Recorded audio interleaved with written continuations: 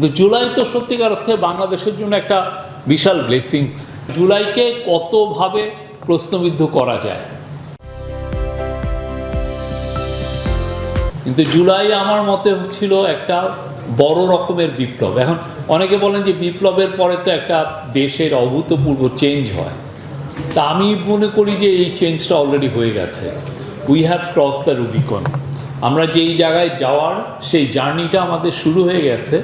এইটার ইম্প্যাক্টটা generational impact হবে এবং এটা আমরা স্লোলি দেখতে পারবো। জুলাই কেন হলো এটা নিয়ে আমি এত ডিটেলসে যাব না, বাট আমরা জুলাইয়ের পরে অনেকে জুলাইকে অনেকভাবে উপস্থাপন করতে চাচ্ছেন, অনেকভাবে এটাকে দেখাতে চাচ্ছেন, এবং আমাদের যারা খুব জুলাইকে যারা প্রশ্নবিদ্ধ করতে চান তার মধ্যে অবশ্যই আওয়ামী লীগের লোকরা আছেন, আওয়ামী লীগের দোসররা আছেন, কিছু লেফটিস্টরা আছেন। বাংলাদেশের লেফটিস্টরা কিন্তু বাংলাদেশের সবচেয়ে বড় বড় খুনগুলোর সাথে জড়িত। আপনি যদি 70-80 দশকে দেখেন, তাদের মতো এত খতমের রাজনীতি কেউ করেনি, ঠিক আছে? এখন ওনারা অনেক বড় বড় লেকচার দেন, ওনারা এখন এনভায়রনমেন্টাল আন্দোলন করেন, এনভায়রনমেন্টাল আন্দোলন করে পার্শ্ববর্তী দেশের দালালি করেন। তো জুলাইকে প্রশ্নবিদ্ধ করতে যে তারা দেখাতে চান যে বাংলাদেশে একটা এক্সট্রিমিস্ট টেক ওভার হয়েছে, বাংলাদেশের ইন্টারিম গভর্নমেন্টটা এক্সট্রিমিস্ট একটা গভর্নমেন্ট ছিল, এবং তারা দু একটা উদাহরণও আনেন। যেমন উদাহরণটা হচ্ছে যে ডেইলি স্টার প্রথম আলোতে অ্যাটাক হয়েছে, অনেকগুলো মাজারে অ্যাটাক হয়েছে, এগুলো দেখাতে চান। কিন্তু জুলাইয়ের যেটা স্পিরিট, জুলাইয়ের স্পিরিটকে ধারণ করে আপনারা যে একটা সমাজে যদি বা একটা রাষ্ট্রে যদি চেঞ্জ আনতে চান, তাহলে মূল জিনিসটা কি? লেজিসলেশন। সেই কাজটার দিকে ওনারা দেখান না, এই কাজটা আমরা করতে পেরে এই ইন্টারিম গভর্নমেন্ট করতে পেরেছে কিনা, সেই জায়গায় তার বিন্দুমাত্র তারা এটাকে টাচ করতে চান না। তারাও কিছু মাজারে অ্যাটাক হয়েছে, কিছু ডেইলি স্টার প্রথম আলো অ্যাটাক হয়েছে। ওনারা কিন্তু ভুলেও বলেন না যে 18ই জুলাই 2024 বিটিভিতে অ্যাটাক হয়েছিল, বিটিভি পুড়িয়ে দেওয়া হয়েছিল, ওই কথার কোনো উল্লেখ নাই।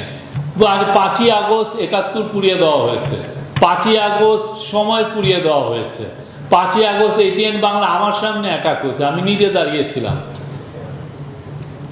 আর 18ই জুলাই আপনারা জানেন না বিটিভির যেই জায়গাটাকে প্রোটেস্টাররা অ্যাটাক করেছিল, আপনাদের কাউকে জানানো হয় নাই, বাট আমি ওইটা সাক্ষী। ওই পুরো ওরা যারা প্রোটেস্টাররা তারা অ্যাটাক করতে করতে বিটিভিতে তো অ্যাটাক করেছে, এবং পার্টিকুলারলি একটা রুম ছিল ওদের টার্গেট। ওই একটা রুমে 150টা শেখ মুজিবের পোর্ট্রেট ছিল, ওরা সবগুলো নিয়ে ওইটা জ্বালিয়েছে, পা দিয়ে ওইটাকে ট্রাম্পলিং করেছে, সমস্ত রাগ ওইটার উপরে। তো এখন কিছু কিছু বাংলাদেশি মিডিয়া, কিছু যারা বললাম না একটু লেফটিস্ট এবং আওয়ামী লীগের যারা দোসর, তারা দেখাতে চান যে বাংলাদেশে এক্সট্রিমিস্ট টেক ওভার হয়েছে। আমি বলবো বাংলাদেশে একটা ডেমোক্রেটিক টেক ওভার হয়েছে। বাংলাদেশের মানুষ তার একটা বড় জনগোষ্ঠীকে ডেমোনাইজ করে রাখা হয়েছিল। বাংলাদেশে একটা বিপুল জনগোষ্ঠীকে, আপনার মনে আছে যে এই পুরো আওয়ামী লীগের 17 বছরে একটা স্যাটায়ার একটা ছিল সোশ্যাল মিডিয়া ওয়েবসাইট মতিকণ্ঠে কি দেখানো হতো? যে পুরো বাংলাদেশটা হচ্ছে যে অপোজিশন মানেই হচ্ছে গ্রেটার জামাত ইসলামী পার্টি, এবং তার গ্রেটার জামাত ইসলামীর বিএনপি শাখার আমির হচ্ছেন খালেদা জিয়া। এটা কেন? এটা কিন্তু খুবই ওয়েল অর্কেস্ট্রেটেড একটা ওয়েতে দেখাতে হতো। কেন দেখানো? সে পুরো বাংলাদেশের আওয়ামী লীগ ছাড়া যারাই পলিটিক্স করে সবাইকে সে ইসলামিস্ট হিসেবে দেখাতে চায়, সবাইকে সে এক্সট্রিমিস্ট হিসেবে দেখাতে চায়। এখন এসে মেহেদি হক যে কার্টুন আঁকেন, সেই একই লাইনের ন্যারেটিভ, কোনো ব্যত্যয় নেই। এবং যারা লেফটিস্ট তাদের দেখবেন যে ন্যারেটিভটা একই, বাংলাদেশে আওয়ামী লীগ ছাড়া বাকি সব এক্সট্রিম। প্রফেসর ইউনূসের মতো একটা স্ট্রংলি সেকুলার লোকও তাদের কাছে এক্সট্রিমিস্ট। এই যে মানে জুলাইকে কতভাবে প্রশ্নবিদ্ধ করা যায়, কিন্তু জুলাই তো সত্যিকার অর্থে বাংলাদেশের জন্য একটা বিশাল ব্লেসিংস। জুলাই বাংলাদেশের মানুষের যে যেখানে আছে তার মুখে ভাষা দিয়েছে। সে একটা জুলাই সবচেয়ে বেশি শহীদ হয়েছে কারা আপনারা দেখেছেন? সবচেয়ে বেশি শহীদ হয়েছে শ্রমিকরা, ছাত্ররা না। জুলাই এমন কেউ নাই যে যারা পার্টিসিপেট করে না। গৃহিণী করেছে, গৃহকর্তা করেছেন, জুলাইয়ের নারীরা করেছেন, মেল স্টুডেন্টরা করেছে। জুলাই এমন কোনো এডুকেশনাল ইনস্টিটিউট নাই যার ছেলে মেয়েরা বের হয়ে আসে নাই। একটা কি আপনি লেটারগুলো দেখেন, আনাসের লেটার পড়েন, তারা যে বের হচ্ছে জানাচ্ছে, মানে এই যে স্পিরিটের আকারে তারা এই আন্দোলনটা করছে। এখন এই স্পিরিটটাকে অনেকে এটাকে প্রশ্নবিদ্ধ করতে চাচ্ছেন।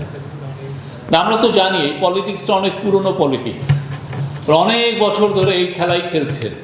আমরা ওই খেলা তো এখন যেটা হচ্ছে যে এই খেলাটা এখন একটা ছোট বাচ্চাও বুঝে কি খেলা এরা খেলতে চাচ্ছেন।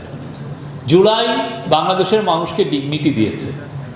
জুলাই আমার আপনাকে একটা দেশের প্রাইম মিনিস্টার, প্রধানমন্ত্রী হওয়ার সুযোগ করে দিয়েছে। তার বাংলাদেশের গতিপথকে আমি চেঞ্জ করার একটা আমার অ্যাবিলিটি দিয়েছে। আমি চেষ্টা করলে আমি একদিন প্রাইম মিনিস্টার হতে পারবো। আমি চেষ্টা করলে আমার দেশকে আমার মতো করে চালাতে পারবো। আমি যে প্ল্যান নিয়ে আসবো, আমি সেইভাবে বাংলাদেশের মানুষকে মোটিভেট করতে পারবো। আর জুলাইকে ইন্টারিম গভর্নমেন্টের যে কাজগুলো আপনারা দেখেন, যে সংস্কার যেটা এনেছে, অনেকে বলেন যে বিপ্লবটা তো ইজি। আমি স্ট্রিটে গেলাম, প্রোটেস্ট করলাম, ব্লাড কিছু স্পিল হলো, তারপরে চেঞ্জ আসলো। কিন্তু তারপরের যে কাজটা, যে লেজিসলেশন, আপনি যেই সংস্কারটা করবেন, যেই কারণে আন্দোলনটা হলো, এটা তো খুব কঠিন। বাংলাদেশের ইতিহাসে ন্যাশনাল কনসেনসাস কমিশন যেটা ইন্টারিম গভর্নমেন্ট করেছিলেন, সেটা যে ডায়ালগ করেছে পলিটিক্যাল পার্টিগুলোর সাথে প্রায় 9 মাস ব্যাপী, এর চেয়ে অভূতপূর্ব বাংলাদেশের পলিটিক্যাল ফিউচার নিয়ে আর কোনো ডায়ালগ হয়নি। প্রত্যেকটা বিষয় নিয়ে আলাপ হয়েছে। কেন আমাদের ডেমোক্রেসি টেক অফ করলো না? কেন বাংলাদেশে বারবার আমরা বাংলাদেশে হাসিনার মতো একটা স্বৈরাচারের জন্ম হলো? কেন বাংলাদেশে আমরা পার্লামেন্টটা কার্যকরী করতে পারলাম না? বাংলাদেশে কেন ক্রিমিনাল জাস্টিস সিস্টেম কাজ করে না? বাংলাদেশে কেন ট্রু ডেমোক্রেসি একদম প্রান্তিক পর্যায়ে যায় না? এই প্রত্যেকটা বিষয় নিয়ে ইন্টারিম গভর্নমেন্টে আলোচনা হয়েছে। 133টা ল হয়েছে। এবং আমি আপনাকে ওদেরকে বলতে পারি যে এই লগুলো, অর্ডিন্যান্সগুলো হয়েছিল সেই সময়, এই লগুলো বাংলাদেশকে সামনের দিক নির্দেশনা দিবে। হয়তো এখন এই পার্লামেন্টে কিছু কিছু ল হচ্ছে না, ল্যাপস করিয়ে দেওয়া হয়েছে, ড্রপ করা হয়েছে, কিন্তু এই লগুলো তো আমাদের ইমাজিনেশনে ঢুকে গিয়েছে। গুম সংক্রান্ত ল এটা থাকবে, এটা আবার আসবে, হতে বাধ্য। অন্যান্য যে লগুলো, যে অ্যাসপিরেশনটা, জুলাইকে ঘিরে যে অ্যাসপিরেশন তৈরি হয়েছিল যে আমরা একটা স্বাভাবিক, সুন্দর, সুস্থ ডেমোক্রেসি চাই, সেই যে বিপ্লবের যে আকাঙ্ক্ষা, সেইটা এই লগুলোর মাধ্যমে বাস্তবায়ন হয়েছিল।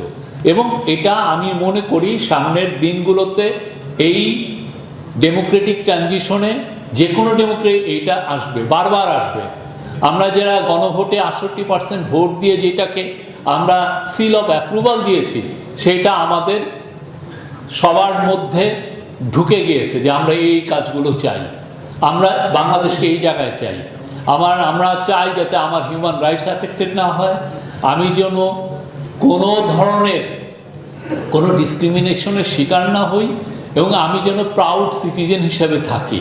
সে নো ম্যাটার হোয়াট, আমার যেই কালারই হোক, আমার যে এথনিসিটি হোক, আমার যে জেন্ডারই হোক, এবং আমার যে রিলিজিয়নই হোক, আমি যেন প্রাউড সিটিজেন হিসাবে থাকি। এই যে জুলাইয়ের যে আকাঙ্ক্ষাগুলো, সেগুলোর বাস্তবায়ন ইন্টারিম গভর্নমেন্টের সময় হয়েছিল, এবং সামনে এটা আরও ভালোভাবে হবে, এবং এটা ডেমোক্রেটিক্যালি এটা আমাদের পুরো কালচারের মধ্যে আমি মনে করি যে এটা ঢুকে যাবে। তো জুলাইকে অনেকে বলতেছেন তাহলে মানে তারপর যদি আপনি কিছু কিছু পত্রিকায় লেখা দেন জুলাই কী হয়েছে, আর কিছু সিনিয়র সাংবাদিকরা আপনারা দেখছেন পেইড সিনিয়র সাংবাদিক যে কী সব ইয়েতে বলেন, সত্যিকার অর্থে এদের তো লজ্জার কোনো সীমা নাই। বেলাজ, হ্যাঁ, চোটটা খেয়ে এরা সারা জীবন এনাবলিং দোসরগিরি করে আসলো, কোনো মিনিমাম লজ্জা বলতে এদের কিছু নাই। বাংলাদেশে গত 2 বছর জুলাই থেকে শুরু করে যা এখন পর্যন্ত যা হচ্ছে অভূতপূর্ব সময়। বাংলাদেশে সুন্দর একটা ইলেকশন হয়েছে, সিমলেস একটা ডেমোক্রেটিক ট্রানজিশন হয়েছে, এবং আমাদের অ্যাসপিরেশনগুলো আমরা সবাই অকুণ্ঠ চিত্তে বলতে পারছি। এর চেয়ে বড় আর কি, দেশে কোনো গুম হচ্ছে না, দেশে কোনো এক্সট্রা জুডিশিয়াল কিলিং হচ্ছে না, দেশে একটা মিনিমামও যদি ফ্রিডম অফ স্পিচ অ্যাফেক্টেড হয় এটা নিয়ে আউটক্রাই হচ্ছে, মানুষজন চিল্লাচিল্লি করছে। বাংলাদেশের ছেলে মেয়েরা তারা যেই বাংলাদেশকে চায় সেই বাংলাদেশের চাওয়ার ব্যাপারে প্রতিদিনই তারা সোচ্চার হচ্ছেন, এবং এই বাংলাদেশকে তো আমরা চাচ্ছিলাম। আমরা এই বাংলাদেশকে সামনে এগোনোর যে জার্নি সেটা শুরু করেছি। মাঝে মধ্যে বাম্পি রাইড হচ্ছে, অনেক বাম্পি রাইড হতেই পারে, একটা দেশের জার্নি তো হঠাৎ করে শেষ হয় না। আপনি 250 বছরের আমেরিকার হিস্ট্রি দেখেন, হঠাৎ করে তারা বলছে যে কী একটা প্রেসিডেন্ট পেলাম, এইরকম এই প্রেসিডেন্টকে আমরা চাচ্ছিলাম। 250 বছরের একটা কঠিন একটা ডেমোক্রেসি যেটা একদম ডিপলি রুটেড, তারাও তাদের ডেমোক্রেসির ফিউচার নিয়ে কিছুটা হলেও উরিড হয়। তা আমাদেরও এই বাম্পি রাইডগুলো থাকবে, আর সবসময় কিন্তু আমরা যদি ফোকাস থাকি তাহলে ঠিক থাকবো। আমাদের এই বাম্পি রাইডগুলো দূর হয়ে যাবে, আমরা একটা ভালো ডেমোক্রেসি পাবো, এবং যেই বাংলাদেশ, যে সংস্কারপূর্ণ যে বাংলাদেশ আমরা চাচ্ছিলাম সেই জায়গায় যেতে পারবো। হ্যাঁ, অবশ্যই এর মধ্যে দোসররা থাকবেন যারা আমাদেরকে সত্যিকার অর্থে আমাদেরকে পথ দেখাবেন, আমরা তাদেরকে দেখে বুঝবো যে না আমরা ঠিক পথে আছি। তাদের যেই হিংসাপূর্ণ এবং তাদের যেগুলো যেই প্রিভিলেজ যেগুলো লেখা, তারা যে ন্যারেটিভ তৈরি করতে হয় এগুলোর ব্যাপারে আমাদেরকে অ্যালার্ট থাকতে হবে। তারা যেই ধরনের বাংলাদেশকে চাচ্ছেন আমরা সেই বাংলাদেশকে চাই না। তারা চান বাংলাদেশকে মুষ্টিমেয় কতিপয় লোকের একদম ফিউডাল লর্ডশিপেরও একটা বাংলাদেশ। আমরা সেই বাংলাদেশ 1951-এই শেরে বাংলা শেষ করে দিয়ে এসছেন, সেই বাংলাদেশ আমরা চাই না। আমরা এই লেগাসির পলিটিক্সটা করাতে আমরা সেই বাংলাদেশ চাই না। আমরা চাই এমন একটা বাংলাদেশ যেখানে যে কেউ, সে যেই ধর্মের লোকই হোক না কেন, সে আমার লিডার হতে পারবে তার গুণে, তার চারিত্রিক গুণে, তার লিডারশিপের কোয়ালিটিতে। আমরা সেই বাংলাদেশ চাই, এবং সেই বাংলাদেশটাই দেখার স্বপ্ন দেখিয়েছে আনাস, মুগ্ধ, আবু সাইদ, ফায়াজ।